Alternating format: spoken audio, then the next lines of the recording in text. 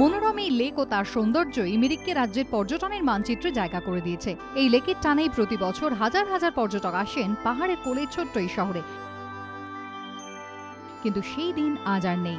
মিরিক লেকের সৌন্দর্য আজ যেন অনেকটাই ফিকে, যত না বয়সের ভারে তার থেকে বেশি নোংরা আর আবর্জনায়।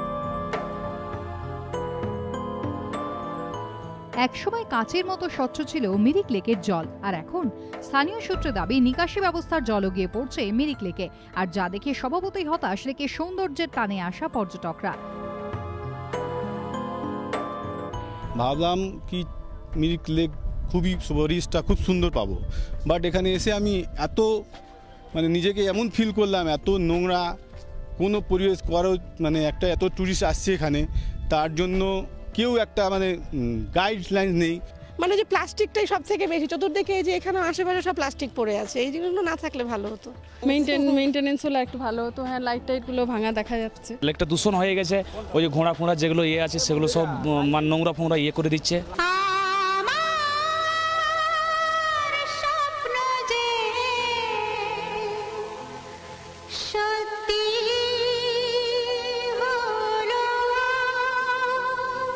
অনুসন্ধান ছবির শুটিং হয়েছিল মিরিক লেকের আর এই পারিপার্শ্বিক কেন্দ্রকে কেন্দ্র করে, এবং সেই ছবি কিন্তু আম বাঙালির মধ্যে আজও গেঁথে আছে, এবং তা দেখতেই হাজার হাজার বাঙালি পর্যটক কিন্তু এই মিরিক লেকে আসেন। অনেকদিন পর শাসকেরও পরিবর্তন হয়েছে মিরিকে। জিএনএলএফ মোর্চার পর এবার মিরিক পুরসভায় ক্ষমতায় এসেছে তৃণমূল। সোমবারই শপথ নিয়েছেন লাল বাহাদুর রায়, কিন্তু মিরিক লেকের अच्छे দিন কি ফিরবে? মমতা বন্দ্যোপাধ্যায় আসছেন 4 তারিখ, উনি টোটাল ডেভেলপমেন্টের একটা দিশা দেবেন, তখনই অনেক কিছুই ঘোষিত হবে। আশায় বুক বাঁধছে মিরিকবাসী। সনদ ঝার রিপোর্ট, এবিপি আনন্দ, মিরিক।